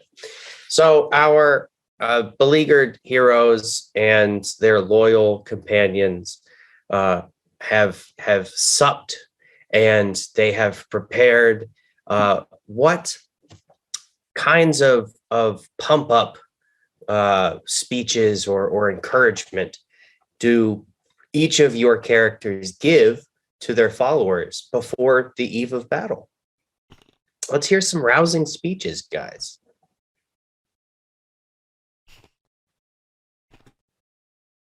Now listen, girls. We can't let those men over there get ahead of us. We've got to stand firm and stand tall. Be sure that you exercise your thighs tonight so you can grip those pigs, and don't you let them go for nothing. We got to ride for leather. I didn't mean anything by that, Spunky. Don't look at me. We've got to get going and ride hard and ride long. And we're just the women that can do it. Daisy May, I would like you to make roll with advantage for an excellent speech. You are making a DC 10 morale test for your unit with advantage. So I roll 2 D20s. Yes, ma'am. All right. I got 2 nat ones. Who'd have thought that? We're fucked. Well, oh God. You know, Spunky heard what you said. And after all you've been through, after being the best man at 2 of Trippy Dip's weddings. And a third coming up. It's coming up. But not if Spunky dies out here. As Spunky looks left and looks right and starts squealing up a storm. And them greased pigs, some of them, they're just a little too slippery for your thighs. And they slip off. A whole cadre of pigs goes running for the hills, leaving some of your girls stranded. Come back, boys. Come back. It's too late. The old guard will suffer a casualty for rolling a nat 1. I'm so sorry. But those long-legged Amazons may join the Britches band to give them +1 casualty. All right, Britches, I'm sending my women over, but there will be no fraternizing. All right. Who's up next? Brothers and sisters of the creek, we have had these tall Amazonian drylanders have done joined us, and I encourage you not to be distracted by their powerful thighs. In fact, I would like to draw your attention to our very own Hot Pants McThiles with legs for miles. All the thighs a crick elf has ever needed. Stay strong, brothers and sisters, for our own thighs shall carry us to victory. Lo, the day may dawn when the courage and focus of the crick elves may fail, when those dry thighs of the drylanders distract us from our mission to our lords and saviors, the wet and squirgly sacred frogs. But I would like to remind you that a wet thigh is better than a dry thigh, or you'll be left high and dry tonight, brothers and sisters. And he tries to encourage his band of crick elves to strike up a song and have Hot Pants McThiles, who is a member of the Hot Pants clan, who are known for being extremely sexy crick elves, who has taken a break from farming cray chicks to come and be a part of this excursion to get everyone into a rousing crick elf dance, which involves a lot of thyration, which is thigh gyration. Look, I can't in good conscience, as your game master, I'll simply allow you to pass the check. You have to roll for this. But I am going to let you roll 3 d20s and take the highest. Okay, and I'm making, what is this, a morale or a command test? This is a morale test, okay. DC 10. I get a +3 to this roll. With 3 d20s, I already see, oh God, I got a 16, a nat 20, and an 18. So I got a slutty 20. Not a dirty 20. A dirty 20 is a modified 20. A slutty 20 is a natural 20 because it's au naturel. Hey! Oh my goodness. You know what? Take 2 more casualties recovered. Yes. As wounded soldiers who are bended and bandaged stand up straight, and they grip their weapons, and they tear off their bandages, and they harden their resolve, and they dampen their thighs. Yeah, we have just sort of like a little, there's like a leaf with sacred water in it, and somebody comes up to everybody's thighs and just blows a little mist onto the thighs to get them nice and damp. Helps so they don't chafe when you're running through the creek. It's a ritual, which is a crick ritual. Yes, a crick ritual. Trippy dip, please, before I die. Before I make another excellent pun, please jump in here. Those of you who were staying for the puns can leave now. We're done. No more puns. Get the fuck out of here. We pan from the happy celebration and the ritual occurring down the way to a more somber scene by the firelight. Where Crick and his rangers, or not Crick, where Trippy Dip and his rangers are passing around a bottle of some illicit material, which is, of course, the natural thing to do before a very dangerous fight that requires a lot of technical work and accuracy. And Crick courage. Yeah. Wait, we actually have a name for that stuff. Hang on. It's frog piss. Frog piss. Frog piss. It's called frog piss. Around the frog piss. That's right. I knew I'd read it when I have my Crick document open and I'm adding to it as we're expounding on the Crick lore. We are here. referencing lore. Now, in a time like this, I like to think of home. And I miss it. I miss wallowing under the mud, kissing frogs and taking scrogs and putting them in sacks and using them sacks to bludgeon other squogs. It's a time like this, I hear them singing. I'd also like to sing a song for y'all. Cricky Road, take me home to the place I belong. Sacred frog, Cricky Mama, take me home, Cricky Road. And then Trippy Dip vomits onto the fire. He's been drinking too much frog piss. Oh my goodness. For the musical performance, I'll give you the same super advantage that I gave Pixel. Give me 3 D20s. You got to beat a 10. That's a 15, a 19, and 11. Wonderful. That's a 19. The Trippy Dips Rangers, some of whom have blinded eyes, some of whom are missing fingers that they need to draw a bow. They don't care. They don't need to see. They don't need to shoot. They just need to fight. You just wrap your whole wrist around and you pull that, and it's pretty much the same thing. And with moistened knees and soggy legs, they begin their march into battle. I would like everyone to roll initiative. That's a 17. It's an 18. Is there? I forget. Is there initiative on here to roll somewhere? No, it's just a D20. Oh, okay. Sorry. I was looking at my gold guard card. 14. Okay, so Finally, not a 1. Go ahead and let's see. So for Trippy Dips Rangers, that's a 17.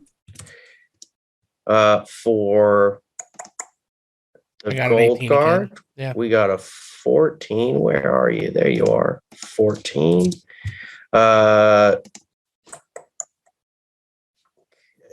And you got an 18 again. I'll have to change that. Fantastic. Let me roll initiative for the other side. We got 40 20s coming in. All right. It's tough to figure out which of these is which. There you are. So that's a 15. And then we got a 4. And then we got a 14. And then we got an 8. Okay. So in reverse order, we will begin to arrange our troops on the battlefield across from one another.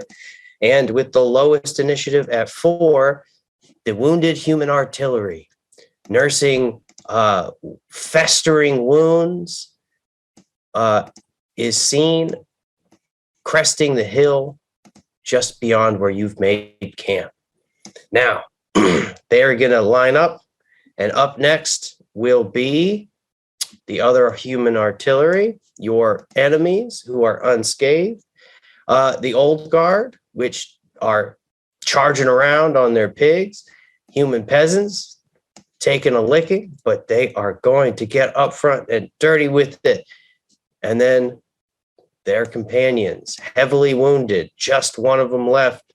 Trippy Dips Rangers, you're up next. Go ahead and place your token on the battlefield. And after that, finally, will be the Britches Band. All right. We're going right here. Sorry if my cat's loud. She's being very social right now. I'll tell her I was glad to see her. And Britches Band, please place your infantry where you wish. Man, front and center. Our troops line up. They take their weapons in hand. They shield their eyes from the sun. And we begin the fight. Immediately acting is Britches Band. You have activated. Show me what you got. Once again, into the breach, brothers and sisters. Oof, brutal. Neither of those is going to make it. Oh, that's only a 4. Not enough to beat the 10. So, Britches Band, they run up. There's some slapping of shields and some clattering of weapons. Ultimately, nobody's hurt. Trippy Dips Rangers, you draw your bows and you take aim. Where do you aim? I'm out of speeches. Let's kill these fuckers. Shoot the human peasants on the left here. All right, give me a attack test. Roll 2 d20s. Well, you shouldn't need it, but it's a 15 and a 3. So the 15 plus 5, 20. So you have now broken this unit. This unit breaks for the second time now in as many days. As the human peasants lose all will to fight, they run from the battlefield. They may rally. They may miraculously come back next turn. But for this round of combat, we are not considering them a threat. You have one more attack during your activation, Trippy Dips Rangers. What would you like? We're going after the wounded artillery. Oof. Stick them with the mud. Get them. That's a 15 and a 14, baby. Ooh, so 20, a dirty 20, and then I don't remember what I add to the power test. I think it's a 17, which will do it. So the first thing that happens, successful attack test with a dirty 20 reduces them to 3. They are now diminished, panicking and demoralized with half of their men gone. They have to make a DC 13 morale test or more of them will flee. They rolled a 4 plus 1. It's not good enough. They panic. The muddy arrows now in the bright daylight where they can see what's hitting them. They're terrified. They've never seen muck like this before. Flee for the hills. And then the remaining arrows, still in flight, thunk into the back of those who continue to run, dealing an additional damage after a successful power test. They are reduced again only to 1. A devastating blow. Don't fuck with the crick. And Yeah, they you may don't- just Yeah, learn. you don't freak with the crick. Up next, we have our broken human peasants. Can they rally? Can they come back? That's an 18 minus 1. That's good enough. They recover 1 casualty and they are immediately deployed to the vanguard. I think they actually have to deploy in the rear. Oh, you are right. Thank you. Rules public defender over here. It's a lot of moving parts. It is a lot of and moving parts. If you're playing in a game and you happen to know rules and your game master is doing a lot of stuff, it's helpful if you remember rules. Yeah. Gold star. Also, game masters, try not to get mad at people helping you with rules. Try to appreciate their assistance because there are a lot of rules. I'm the devil on your shoulder. Get mad at them. Don't let them tell you how to run things. So I hope next, I learn the rules when I grow up. well, don't grow up. It's not worth it. Okay, wait. Where are we at? I haven't been keeping track of turn order. So we are now on the human peasants. Okay. Yeah, that is correct. These human peasants in the vanguard who have just seen their friends flee and then return in the rear as arrows fly over their heads to thunk into the backs of their comrades as they flee in panic. They are going to attempt to attack the Britches band. They roll a 7 plus 2. 9 is not going to beat a 14. Hey, there it is. They slap and they clash and they pound their fists to no avail. Afterwards, the old guard, the gold guard rally. Come on, girls, let's go. Show They've us what taken you some got. of us away, but they can't defeat us. And looking at the situation, I believe that the artillery are the most dangerous. Let's have at it. And so they're going to aim for the human artillery that just has the 1 point.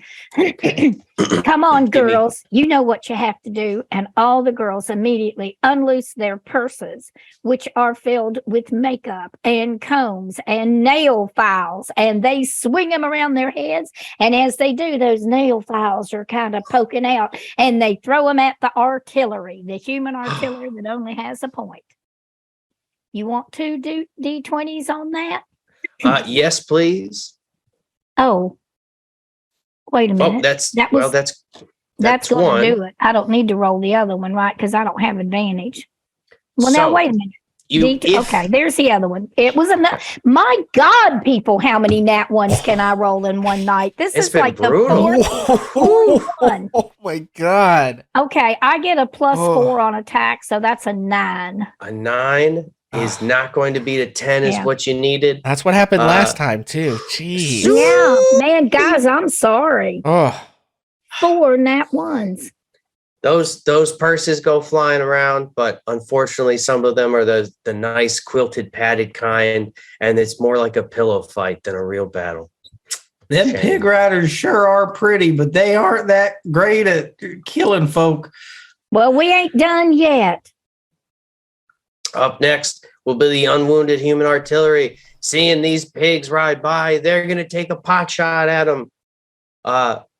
And as a reaction, the Gold Guard have a maneuver that they can do, which let's That read what evasive that maneuvers is. where we can impose disadvantage on the opposed unit's attack test. Yes, ma'am. Would you like to do that? I would. All right, scramble them pigs. This is going to be an attack test with disadvantage.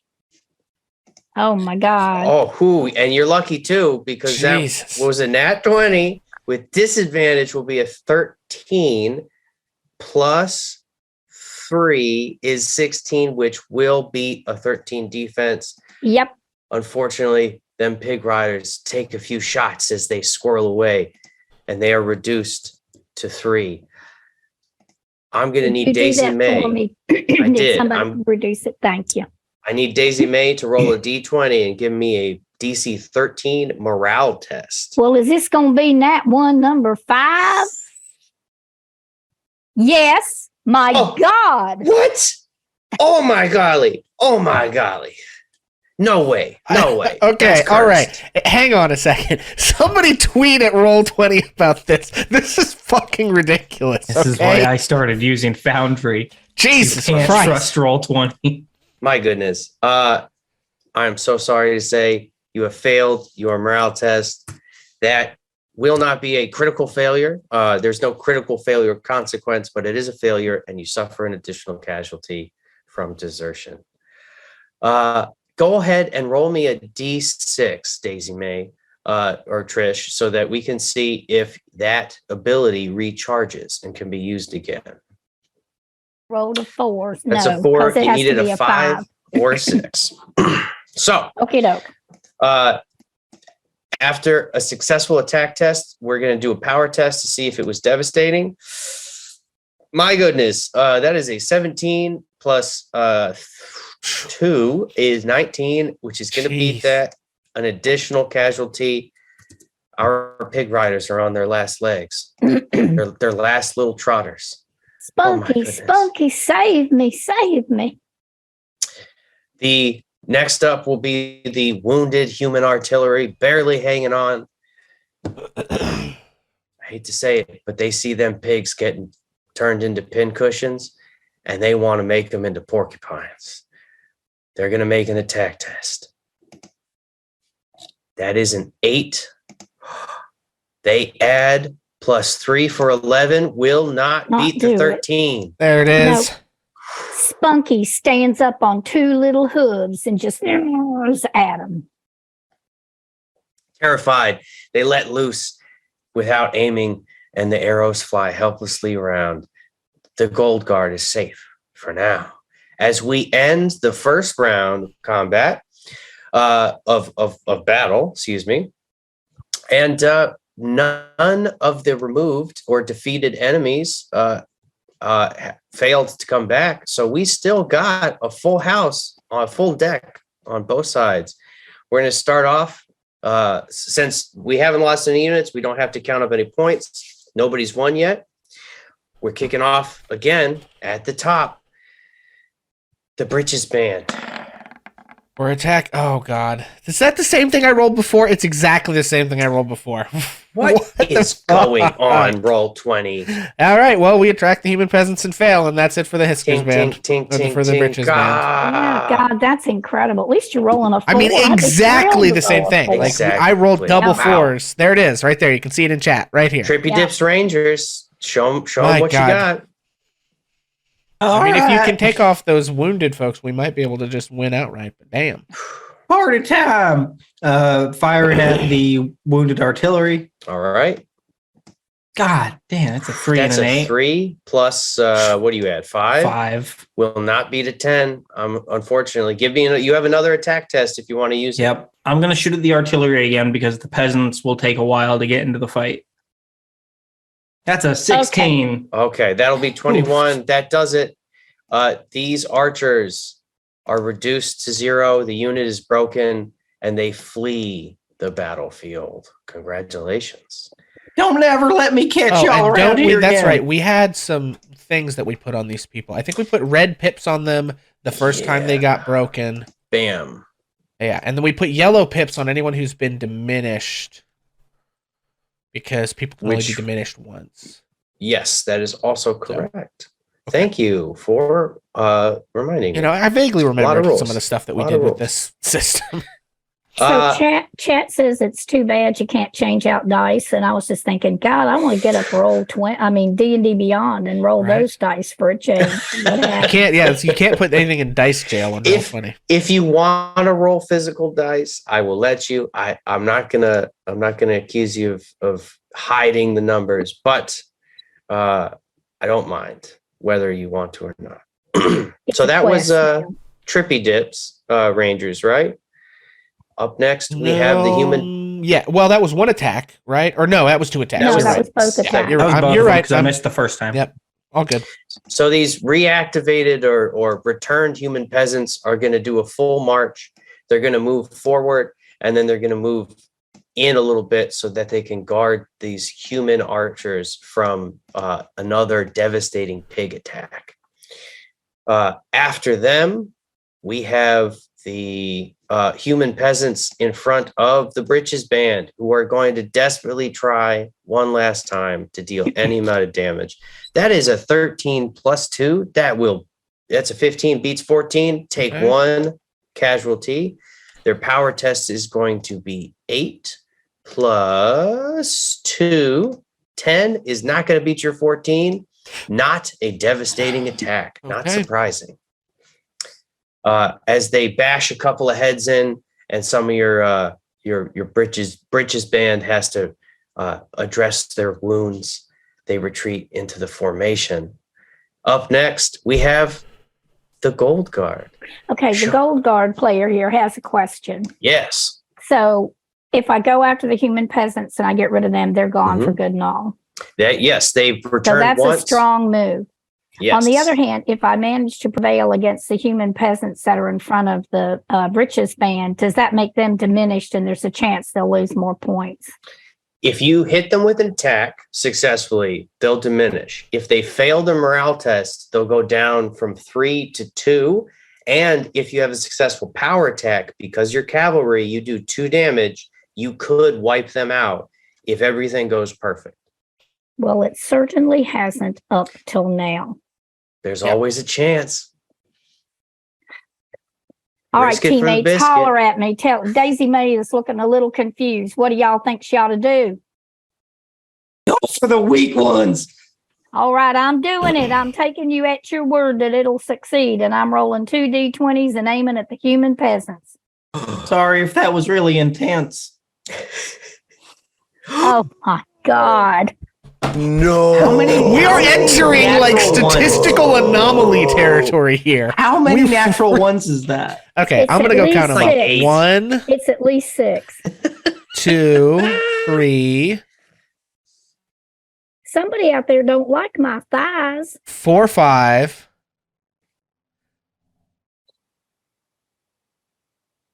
Yeah, it's at least 6 because you got a 1 on that first initiative. My goodness. Mm-hmm. 6. Never in my days, folks. This is punished. 6 nat 1s in a yeah, it's 6. 6 nat 1s in a single session. And out of, you've only rolled, I don't know, 10 or 15 dice. It's like literally half your rolls have been a nat 1. It's insane. Unfortunately, that's not going to do it, as we know. And the Gold Guard stomp on through, and they trot on by, leaving Just one nothing pig but at this dust in their point. way. Just one pig with a knife taped to its head. The human archers, which were previously broken, now have a chance to rally and return with a single casualty. That is a 19 plus 1, 20, Jesus beats a 13. fucking Christ. That's going to do it. You can't roll less than like a 15. We I can't really roll can't. above a 10. It's bad. At least, hey, look, everyone knows I'm not making it up. The human archers are going to rally behind the unbroken, unbattered ones. And we are going to go to the top of the initiative once more. No units are removed permanently. So Okay, Score is so remains the for same. Hisker's band, that's an 8 plus 4 is 12 on their attack test. that's That is going to diminish only them. a 7 on their power test. So it's going to diminish them. They need to make a morale test. We Oh, got a I do 7 extra. minus Oh, but I 1. don't do anything extra. Yeah, so it's just go ahead. Sorry. That's down to 2. And what was your power test? 3? Yeah, power test didn't make it. Not going to do it, but they are down, shaved to just 2 casualties. After that, we have Trippy Dips Rangers. Give us what you got. Time to kiss the sky. First one at the artillery. Oh my fucking God. Oh my Oh, goodness. no. One is not going to do What it. the fuck? What do you think? Why do you think the reason your troops have failed so spectacularly? I think they hear. I don't know. Describe it Not a to little speak bit. in, but maybe you hear a nearby cow moo, which the Crackle crick's superstition is that cows are the hideous crackle cat of the crick, which are utterly terrifying in their normalcy and are considered horrifying cryptids in local legends. So maybe just Yes. a nearby farm Get cow to cover. just moos at us. They're everywhere. That's what you get for talking bad about the cavalry. The We crackle cat. stumbled into a crackle cat nest. Jesus. Oh, We got It's one more our attack. duty to keep frogs per firing. service. Hit him one more again, at big the- boy. One more at the artillery. Here we go. Yeah, do it. Hey! Okay, a 19 Oh. is going to do it. That clears these artillery who had already been broken once fully from the field. They are removed from the battle, never to return. All right. Up after that, we got boom, boom, boom, boom. These human peasants up front are going to make a valiant effort. Wait, don't the human peasants in the center go first? Yeah. In the row with the archers. Not that it really matters. I selected the wrong unit. These human peasants are going first. They're actually going to stay where they are to protect the archers from the cavalry. The other human peasants are going to make an attack test. That's a 5 plus a 2 is not going to do it against the Britches band, which takes us to some bad rolls to go around here. The Gold Guard. Bring it on home, little piggy. The Gold Guard, we are racing full tilt with everything we have, and we figure our womanly weapons are just not enough. And so we're going to race up on those human peasants, and to demoralize them, we are all ripping our shirts wide open. Here we go. If that don't scare them off the battlefield, nothing will. Oh, God, pray for me, people. May the sacred frog take mercy on us. It's not a 1. Oh, okay. Right, we got a that's 14. Plus We broke 4 the is an streak. 18. And tell me, Daisy May, how do them little trotters stomp on through here? Well, they do it. They're so greasy, they don't know what to do. They're running, they're scrambling. The women are like just whipping it all out for the world to see, and the other side just runs with everything they have for the woods. They've never seen that much womanliness, and most of them never will again. And some of them might even have been blinded, just kind of depending on how seriously they took it.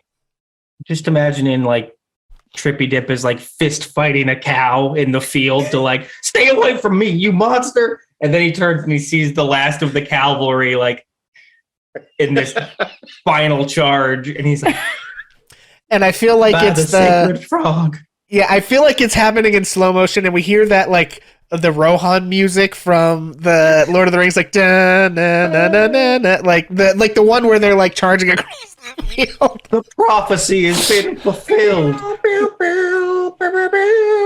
Not that one. No, there's like it's like the violin, like I don't know. There's like I can hear it in my head, but I couldn't replicate it for you. All As right, the prophecy foretold. So I finally, I got them, right? So that's the end of it. They're gone. Now, they're gone for good and ever. They are crushed and removed. They have broken once before, and if they are broken a second time, that is it. No second chances. I just feel plumb redeemed. Excuse me while I button back up. And the unmolested human archers, the last full unit of opposition, is going to make an attack test against the piggies, who unfortunately have not recharged their maneuver. However, you did just take a turn, so I need you to roll a d6 to see if you might just have that. I'm sorry. Thank you for keeping up with it. I rolled a 5. That's a 5. I a 5 or a 6. Maneuver. Things are looking up, boys. We see the greasiest pigs suddenly pick up speed, and like lubricated lightning, they start slipping and sliding around in the mud, and it is like just absolute mayhem bumper cars. And they will have disadvantage on their attack test. So that I'm going to roll one more d20 to see if so they're going to take the 7 plus 3 is 10, does not beat the 10 defense or the 13 defense. No, we got 13 defense. And then I believe that takes us to the top of the round, where we're going to count up the score. Now, our heroes have all 3 of their units remaining alive, some of them just barely. The Old Guard, worth 1 point, tier 1. Trippy Dip's Rangers, tier 1, worth another point. That's 2. And Britches Band, tier 2, worth 2 points. That is 4 points for our heroes' army. And on the other side, we have 1 human peasant worth 1 point and 1 human artillery worth only 1 point. That is 2. And 2 is half of 4, which means our heroes win the day. They have outnumbered the enemy. They have trampled the opposition under the trotters of justice. They have defended the crick, their pride, and their homeland. And they begin their solemn march home. They take what they can from the wounded and fallen. They find a number of bags of food, sacks of grain and such, as well as Trippy Dip kills and roasts a crackle cat in celebration. So we have beef ribs in the in the jambalaya tonight, folks. And as our heroes march back with pride in their hearts, what do they take away from today's fight? What do they think of those that they've lost? Well, I'll be looking along the side of the river to see if any of those pigs made it. And I'm certainly going to be treating Spunky a whole lot nicer. And well, I think we might be looking for something a little taller to ride next time.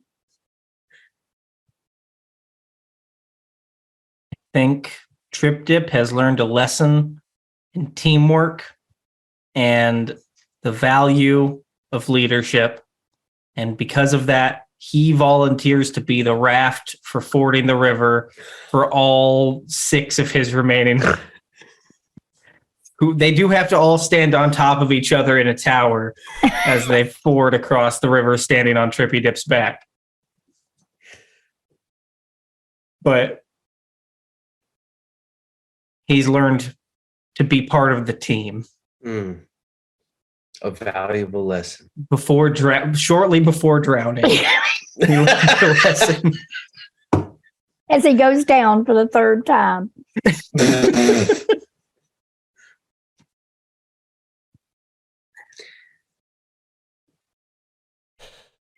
And I think Britches McDougan, sort of with his band, that has taken some heavy losses. We're only 2/3 of the strength that we were, but we've emerged victorious as our enemies flee.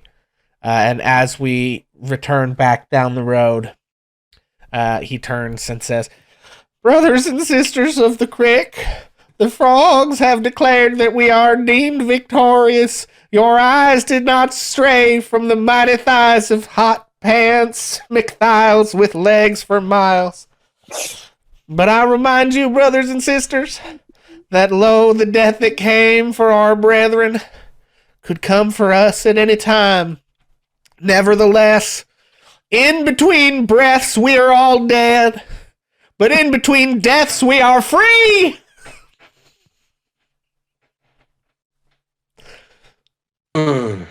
Trip Dip approvingly lets out a burst of air bubbles from below the water.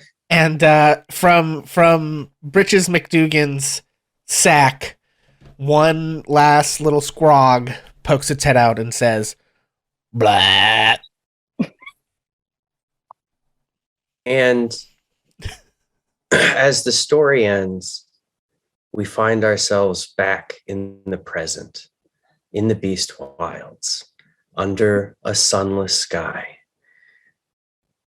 The fire of the camp, of the coals of the campfire have begun to reduce. It's just the smoldering embers of the last bits of kindling. You and the stranger who had given you safe harbor for a time and a story or two are left alone as the darkness begins to creep ever closer. And that is where we're going to end today's story. Thank you to my wonderful cast who jumped in to do this so short minute. I think we deserve to do another round of introductions to remind folks who we are. So I'm going to kick it over to Trish, who played Daisy May. Tell us who you are, what character you played, and where we can find you. Well, I am Trish, otherwise known as Bonus Mom. and I played Daisy May. And Daisy May's a real cartoon figure. If you Google Little Abner, you're going to find Daisy May, Little Abner, Dog Patch, Mammy Yoakum, and a whole lot of really fun stuff. Stupefying Jones. Oh. So look into that sometime. That's a cartoon character from actually before my time.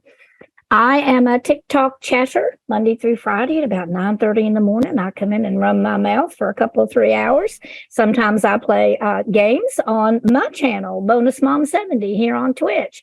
I am looking forward to doing more. I'm getting a new gaming computer and I'm real excited about that. I have a Discord community that I'm a part of, Bonus Mom's Tavern. And there's lots of room. Come on over. The link to that's going to show up. Yep, there it is, right over there in chat. We'd love to have you. And I have podcasts. And I promise you, if you wish that you could tell your friends the fun they missed tonight, I can tell you for almost certain sure this is going to be at least a podcast and possibly a YouTube too. I hope that you all had even a little bit as much fun as we did tonight. And forgive us if we were a little raucous and silly, but you know, we had a great time and we hope that you did too. Thank you for watching us. Wonderful. Jacob. Hi, everybody. I was Jacob. I still am Jacob. And I played Short Pants McTrippy Dippy.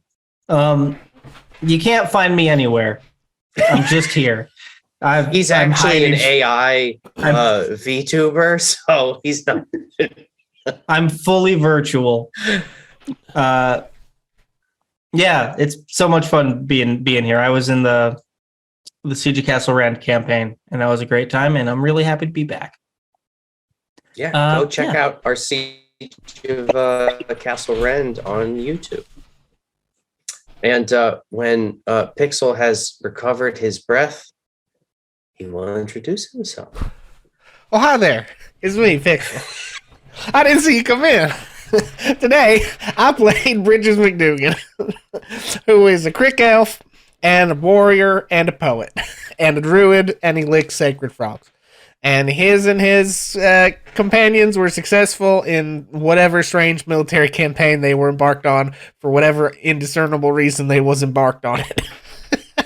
Thanks for watching, everybody. We had a blast tonight. As you will have noticed at this point, different than our normal Region of Bedegar streams, a couple of our folks had some sort of extenuating life circumstances, weren't able to be here tonight. Realized just now, 2.5 hours into this thing, that I forgot to mention that at the top of the show. But Beast graciously agreed to run our first Warfare stream, which is something we've kind of had in the pipeline for a while that we've been trying to put together. And we sort of took this opportunity to throw it in here. Since we didn't have any other programming for tonight, very glad we were able to do that. As far as me, I GM our other campaigns here at Ages of Ainor. Next week will be Curse of Strahd. The week after that, we hopefully should be back to Region of Bedegar as normal. And then you can also find me on the Bonus Moms Tavern / Ages of Ainor Discord, where we play a lot of tabletop games. If you are a player or a GM looking to get into some more games, you definitely can find opportunities there. And then you also can find me here on twitch.tv/HammerandPixel. As I said before, we are finishing up a platinum run of Elden Ring, and we will be probably jumping into Legend of Dragoon after that, but I'm not 100% sure what we'll do. But we play video games and we talk about, you know, all kinds of stuff, including D&D. So if you want to talk more D&D, just come yap at me while I'm streaming on the other channel, and we can do that. So also, we have been streaming Stars Without Number tutorials, and we should hopefully be doing another one of those soon. We're going to be showing off the combat system for that game, and then we'll do one final stream of that where we'll be streaming a ship combat tutorial. And all of those, of course, will also go up on our YouTube, so if that is a system you're interested in learning, it's a science fiction tabletop exploration-based kind of a system, you can go watch those old streams and watch us do our world building for it, as well as actually kind of playing out some encounters and kind of making characters and showing folks how the system works. Following that, we will be, I know I'm talking a lot here, I do that. Following that, I will be trying to teach people how to play the game Kids on Brooms, which is a sort of fantastical, magical, sort of children in a magical boarding school type tabletop game based on the intellectual property which shall not be named for turf related reasons. So if that's something you would be interested in, that is not affiliated with said turf in any way, they receive no money from it, but if that's the kind of story you'd be interested in telling and might be interested in telling a less terrible one of those stories, that would be a system you might be interested in trying out, and we'll be trying to teach people how to play it. And then once we finish up some of our other campaigns here on the channel, we are going to be trying out some of these other systems, probably starting with Stars Without Number, maybe, and then jumping into Kids on Brooms for some short campaigns. So we got a lot of stuff coming down the pike, and we are excited for everybody to hopefully learn some more of that stuff. In addition to learning this cool warfare stuff, which you can add right into your D&D game right away by looking at... Hang on. Or even not. You don't even have to have a D&D game to do this, which is kind of the fun stuff. Yeah, I should have mentioned if anybody else would like to take a turn at this table, we would love to have you do that. And you only have to get a message to Bonus Mom or Pixel so that we know that. And we'll schedule another one for you guys. I'm trying to remember what command I actually set up for this thing. Because I have... Oh, it's off. Okay, hang on. Because if you're interested in the rule set, you can get those there. So... yes. It's a pretty chunky PDF. It's dense, it's thick, but it is a lot of really fun mechanics, a lot of really interesting material, which are all building blocks that you can kind of manipulate and pick and choose and put into your games. Yeah, as I have done. Of course, last but not least, Beast. Ah, yes, it is me, Beast. I've been here the whole time. And hopefully so have you. And I'm very grateful for that. I want to thank my fantastic cast again. Thank you so much for coming on and doing some silly voices, which actually, this is a fake voice. The other one is my real speaking voice. This is a fake one. And I'm sure it's the same with everyone else. Those are their real voices. We put on a facade for you. It's called entertainment. And I hope you've been entertained. Keep coming back if you like this stuff, because I want to keep giving it to you if you do, because I like this stuff and we can be friends on the Discord and here in the chat. Love to see you again. Thank you so much. Have a great night. Excellent. All right. Well, thank everybody for hanging out. I do actually want us to go raid somebody real quick. I should have mentioned that a minute ago. Let's just see if there's anybody we know that's live. Old World Charm is live. Vincent Page. Vincent is live. Real Women's live. Let's just make it easy and go raid our buddy Vincent. He is playing probably Sons of the Forest 2. Resident Evil. He's playing Resident Evil. Oh boy. So he's playing the Resident Evil 4 remake. So everybody go hang out with him. Show him the love. Show him the love. We are going to do our outro. Peace. If I can find the button. Bye. Let me tell a tale of a world where heroes walk among us, fighting through the darkness left by monsters and by selfish men. A tale of glory rents asunder, sacrifice and battles lost. Our heroes know not what awaits them, and still they carry on. Let me sing a song of a family forged by trials and woe. On their own they falter, but together they will write their own tale of glory rent asunder, sacrifice and battles lost. Our heroes know not what awaits them, and still